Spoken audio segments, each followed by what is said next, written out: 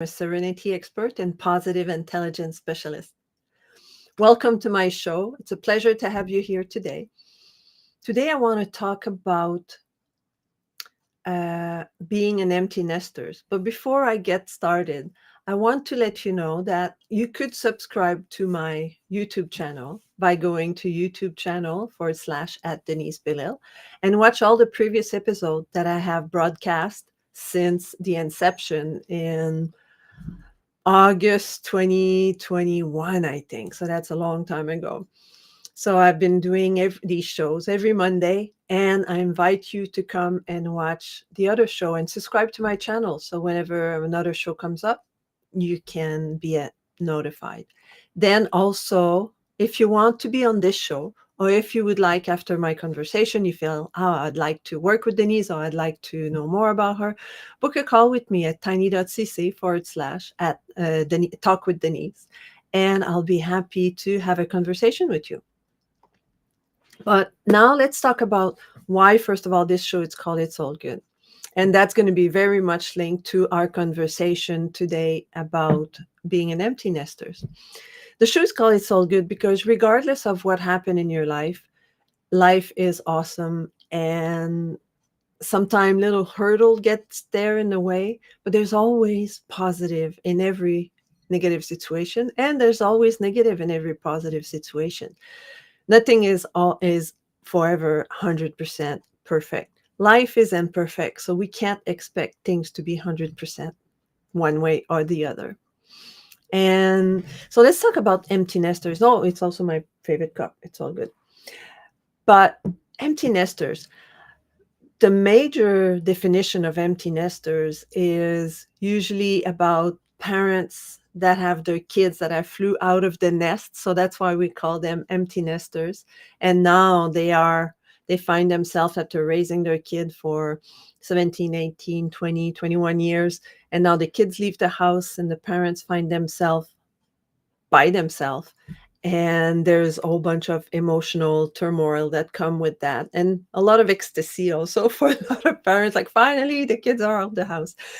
And but what I define also as an empty nesters is if, let's say, you're married and your spouse passed away and you find yourself alone in the house. I feel that you become also like an empty nesters because your nest is now emptier than it used to. Or if you get a divorce and you find yourself again without your partner, doesn't have to mean that he's passed away, but you find yourself without a partner and your heart is a little bit empty because of that. And if you have children, well, the children might go back and forth. And when the children are not with you, you feel a bit also empty nest. And one other situation is if you have pets, and our pets unfortunately don't live forever. And when those pets leaves us and through illness or old age, then we feel a little bit of emptiness inside of us. And this is why I brought this subject today. Well, I've been working with empty nesters for the last year or two, but closest to my heart today, and I might be tearing up. A week ago, my favorite cat, my last cat, I had two cats, and he passed away of old age. And now I have experienced exactly what I teach people about embracing what you have today and be grateful for the life that I had with that cat. He's been around for 17 and a half years. I had him with his brother, and he was the survivor of his brother. His brother passed away 2.5 years ago from cancer. He had a lump here, and it grew down initially, and then it grew up. And as it started to grow up, he couldn't chew, he couldn't close his mouth, he couldn't, anything you can do if your mouth's always open, that's not great. So I had to help him transition. And Tiger, the last one, his brother died of old age last week. And it's something when you lose someone that you've had for so long, it's not easy.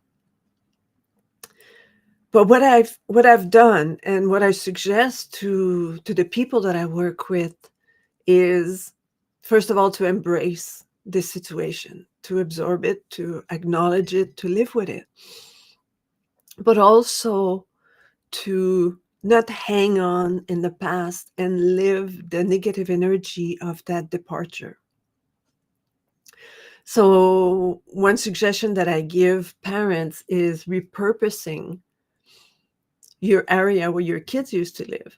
Unless you know they'll be coming back and forth all the time when you have separation and the kids live away. But let's say the kid gets married or you got a job, you move out of town, and you keep the room, for example. And you keep that room as this is John's room. And but by doing that, every single time you walk by the room, you think that this is John's room and now John's gone. So what I've done on Monday and Tuesday is I gathered everything because I'm not going to get another cat just now. I'm not going to get another cat for several years. Just because my life situation might change. I'm thinking of maybe moving away. And it's easier if you move away alone. And then when you relocate wherever you're going, then you get another pet. So I'm not going to get a cat for a while. And so I gathered all the cat stuff, like the bowls, the the food, the brush, everything I could think of, that belongs to the cat. And I give it away. I cleaned up all his area. I cleaned up his carpet. I threw away his favorite box. I did all of that. And you know what? That helps me a lot into not, let's say I left his bedding on the floor for a week or two or three. Then every time I passed by, I would think of him. So one thing I had forgotten is I put in the fridge a little napkin, so where I would put his can of food there, and I forgot the napkin. So a couple of days later, I opened the fridge and I see the napkin, and I did a because that reminded me of Tiger. So I took the napkin and recycled it. And it's not that I don't want to think about him, but I don't want the lack of his presence to give me grief, to give me sadness. I want to think about him, and I do think about him every day, as the love I've had for him, as the support he gave me and the support I gave him. So this is why one of the things I tell the parents is if you have a room where your kids used to live, repurpose that room. It could be a spare bedroom, or you can put, instead of having the bed of your kids, you can recycle that bed and maybe put a sofa bed, and then put a lamp and put a TV, or put a computer, or put, a hobby room where you would do your puzzle, or you would do your painting, drawing, whatever you decide to do as a hobby.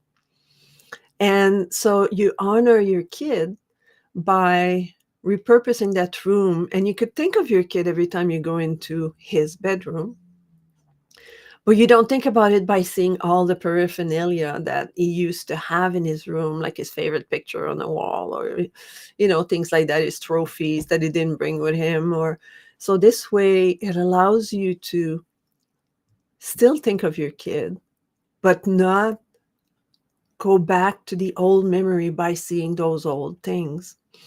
So that's what I've been doing all week. I've been repurposing, like I gave away all the food and the bowls and everything, because I'm if I have another cat, if and when I have another cat, I'll just buy it again.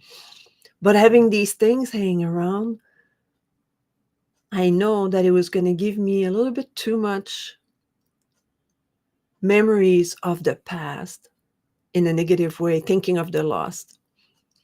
So what I would suggest is for you to be able to find ways to repurpose yourself. And I created a checklist that's called the Starting Over checklist. And here's the link here in the description. So I invite you to download this checklist. And one of the checklist tips is to repurpose, right? Repurpose the room and find new activities that supports you. And I did that too yesterday. I was browsing through YouTube reel, and then I fell into one that was called neuro. Let me look. I forgot. Neuro arts, like neuro. I'll find a word at some point, but it's to draw line and to make it into look like neuron. And what it does is it's supposed to be, it's like doodling, right? Just writing stuff. But then yesterday I pull out my drawing book and I took my felt and then I did the line and then I colored it and then I loved it. I felt that it's something I would not have done in the past. And it's something I'm going to do again because I think it's something that I can develop and get good at and create really good art out of that. But what allows me to do is create new activities that supports me into the new life without a pet. So and sometimes, like there's always, when I say it's all good, is there's always good things that comes out of aversion or negative event. One good things that comes out of that is that I'm sleeping better. I've been sleeping so well in the last week. I've had undisturbed sleep. I wake up when my cycle is over, my sleep cycle is over, and I'm refreshed. I've slept, like I have a Fitbit and it gives me a score at the end, and I'm in the 80s all week because I've undisturbed, like because Tiger, because he was old in the last few weeks, the last month, he would come and at night and cuddle with me in bed. And of course I will have him and I would cuddle with him and I would pet him and he would purr and we couldn't sleep. I would just pet him. Sometimes I would slightly fall asleep, but then he would put his little paw and pull my hair or pull my nose. And so this way, it would wake me up and then I would pet him again and he would sleep. So I sleep better. And I'm sure there's other things, less cleaning to do, not having to buy food, there's all these positive things. Um, so I invite you that when you go into a transition in your life, when you become an empty nester, whether from a loss of a child that leaving the house, or maybe just a loss of a child that passed away, or a pet, or separation from a partner, just take time to honor them, but don't live in the past of what you're missing, but more live in the past of the memories that you've had with them. And that will make a difference. And if you need help with that, well, call me, because definitely I've been through it and I'm going through it right now. And of course I'm sad. Of course I'm grieving. But I choose to honor him in a positive way, to move on, to find new things to do, and to enjoy my sleep at night. So I'll keep it short for today because I didn't have a guest for today, which was probably meant to be because I wanted to talk about this. And so again, if you want the checklist, is starting over checklist, which bit.ly forward slash starting over checklist. And I invite you to download it and check it out. And again, if you want to watch all my other videos, you can go to youtube.com / Denise Belisle, where all the previous videos from my previous interviews are there. And I have amazing interview from guests all around the world. And finally, if you want to have a chat with me, if you're going through some difficult time and you'd like to have someone to talk to, well, give me a call and then we can book a call so that we can talk about it and see how I can support you. So until next time, have a wonderful week. Enjoy the time that you have with the people or the animals that are around you, because you never know when it's going to be the end of it. And I'll see you next week. Goodbye.